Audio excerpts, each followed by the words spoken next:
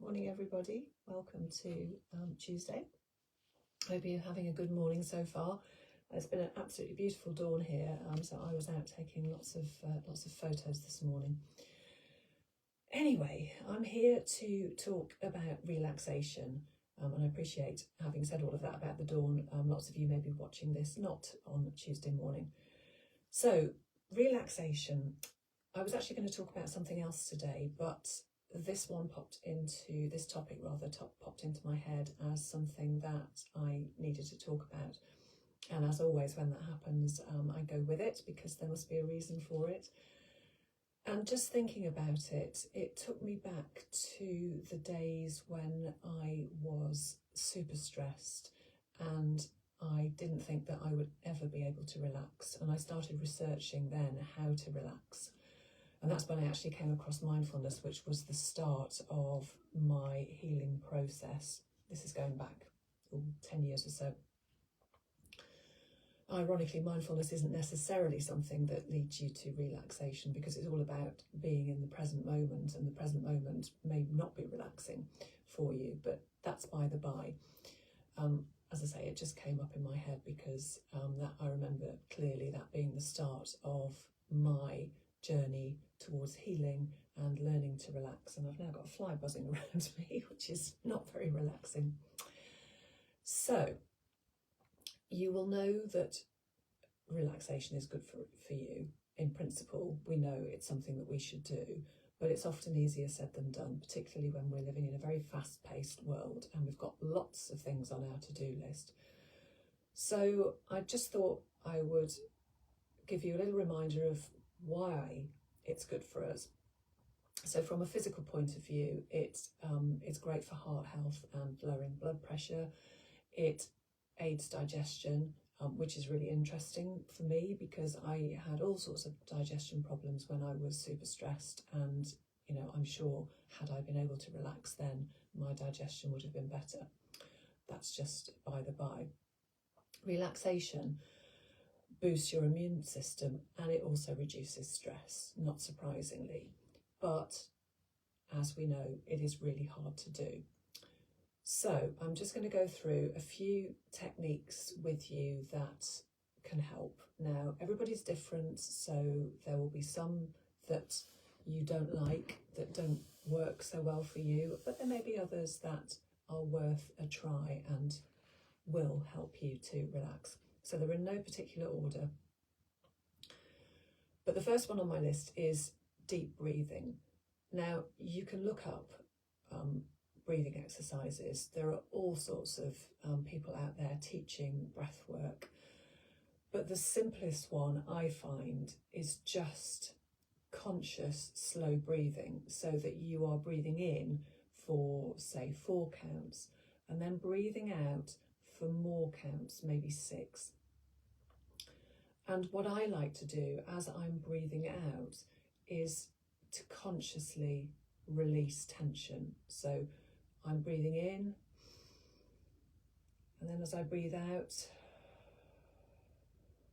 I'm allowing my shoulders to drop, and in my head I am saying that I release all tension.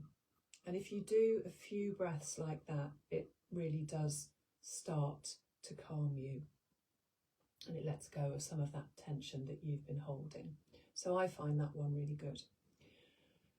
Meditation I talk about a lot because this is my go-to. Now I know not everybody likes it. Some people find it really hard to do. But for me, I find that if I'm getting agitated, I suddenly realise that maybe I haven't meditated that day, or maybe I forgot to do it the previous day, and my levels of stress, anxiety are going up. So for me, just 15 minutes meditation a day really, really helps me. So it may be worth a try if it's something that you haven't managed yet. There are all sorts of apps you can get now, like Headspace and Calm, and probably loads more that I don't know about, that will guide you through a meditation. I also did a meditation when did I do it? A few weeks back now, my Meditation for Peace, which is a guided meditation, which you can find on the YouTube channel at You Dawn with Jackie Williamson, or on this page if you search through the video tab for meditation. It should pop up then, so you might find that helpful. But if you don't get on with meditation, another way to relax that's in a similar vein is to take moments of stillness. And again, I've talked about this before, probably not on a specific, on a single topic of stillness, but it's just about being still for 5 minutes, or maybe 10, but you can start with 5 and maybe build it up. And the reason for it is because our lives are rush, rush, rush, and we're always pushing at doing the next thing, whatever it is. We dash from one appointment to another. And, you know, when we're doing one thing, we're often thinking about the thing we need to do next.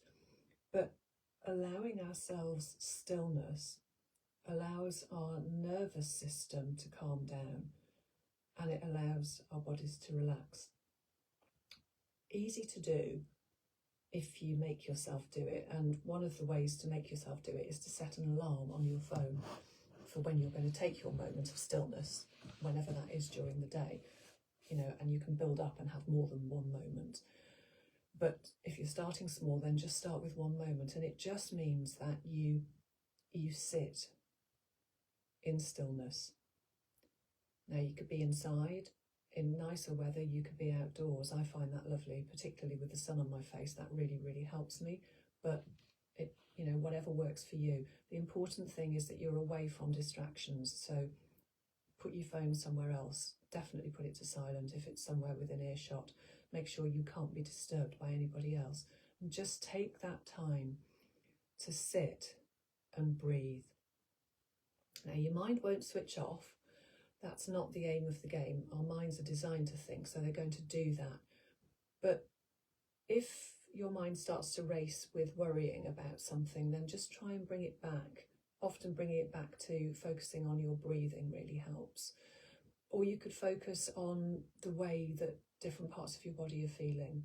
Just bring yourself back to stillness and enjoy that stillness. It might be a bit of a tough ask initially to enjoy it because you may feel a little bit agitated, but try, just keep trying. And the more you do it, the easier it becomes, like anything with practice. Moments of stillness make such a difference and really help our bodies to relax. A sort of a variation on that, which I love to do, is, and this one does involve being outside, but it's watching clouds or just going by in the sky, or watching waves if you can get to the sea. If you can't, or you can get by a river, that's another one I love actually, is to sit by a river, particularly one that's got lots of rocks in it, so you've got that kind of babbling sound as the water goes over the rocks, and just focus on the movement of the water or the movement of the clouds if you're watching clouds. And I find that that is quite a good focus to bring me into stillness and to make me relax. Laughter is another good way of relaxing, and there's all sorts of research about how laughter helps your body and your mind to relax. And it is a great one. You know, if you think about if you're out with friends and having a good laugh, you feel relaxed. You're not wound up and stressed. If you're struggling and you know that you need to bring in something to help you relax, then maybe just find, I don't know, if you've got a favourite comedian that always makes you laugh, watch a clip on YouTube, but don't get sucked into scrolling for endless things on YouTube. What I often say to my clients is that it's worth curating your own laughter list so that you're actually prepared for these moments. So you have, for example, a little stock of maybe YouTube clips or any clip, anything from a podcast, maybe something that you've watched on TV that you just know makes you really, really laugh, and go back to that.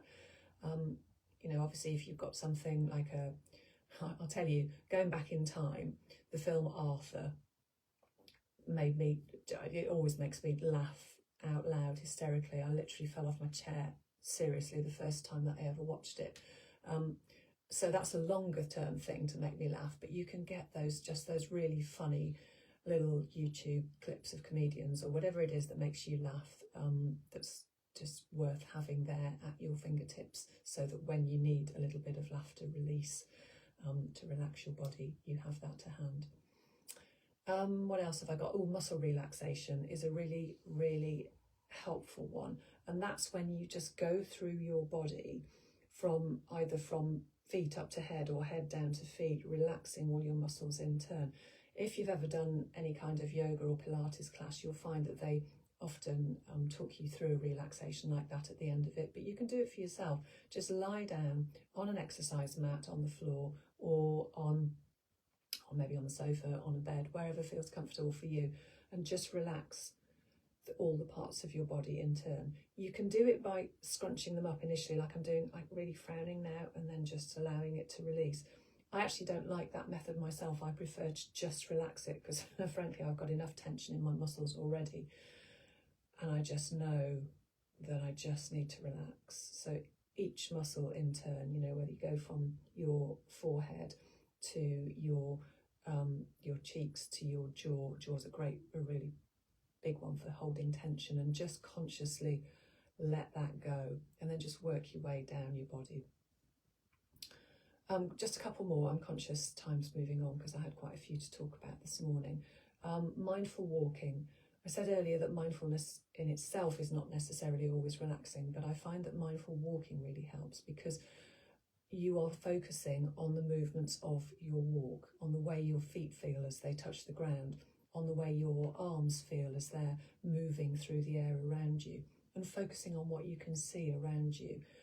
And that really helps to take your mind out of what it's worrying about, and it's calming, which therefore helps you to relax your body as well. And then the final one I wanted to talk about is creativity. You know that you can find those adult colouring books which are designed for relaxation, because you get in the flow of the colouring and it relaxes your mind and your body as you're doing it. Well, other forms of creativity are the same. If you're somebody who likes to do sketching or painting, that will relax you. You might be somebody who likes to take photos and you find that relaxing. Maybe gardening or baking, both of them are different kinds of creativity. And as I've said before, for me, gardening is a big one. Just being out, connecting with nature, I find very, very relaxing. So whatever form of creativity you like, music is another one I should have said, making music for people who are musical and play instruments. Any of those creative pursuits, writing, another one, sorry, they're just popping into my head as I go along. All of those things are relaxing to your mind, which helps to relax your body as well. So just a final word about a couple of things that we might do to try and relax in terms of using other things. And so the first one is alcohol. Often, if you've had a really stressful day, you get home or you finish work, whether you're working at home or not, and you think, oh, I'll have a glass of wine or some other alcohol to relax me. Well, it does relax you in the short term, but it doesn't work long term, because as you probably know, alcohol is a depressant. It can cause anxiety. It certainly causes sleep disruption. So I really don't recommend using alcohol to help you relax. Any of the other methods that I've talked about, far preferable. And the other thing I wanted to say was caffeine, which doesn't help you to relax. So the point I was going to make about that is that if you are somebody who drinks a lot of caffeine and you have a racing mind and you have a lot of anxiety, then maybe cut down on that caffeine, because that can just perpetuate that racing mind and that agitation. It certainly does for me, which is one of the reasons why I am on my giving up caffeine kick at the moment. So I'm conscious that I've talked probably for longer than I normally do on this particular topic. I hope that some of those techniques are helpful for you. And if you want to know anything more about relaxing and you need some help with it, by all means get in touch. I should have said, seeing as it's something that I offer, that Reiki is something that can be really relaxing. That's what made such a transformation in my life. And it's interesting, I had a Reiki client recently who said, as she sort of, the treatment ended, she sort of sat up and went, I haven't felt that relaxed for months. It can do that for you. So, you know, and there are other therapies out there, it's not just Reiki. So there's all sorts of things you can do to help you relax. And I highly recommend that if you're struggling to relax, you do try. Okay, I'm going to stop there because we've been here now for 15 minutes. Thanks as always for watching. I will be back again next Tuesday, and have a great week. In the meantime, bye for now.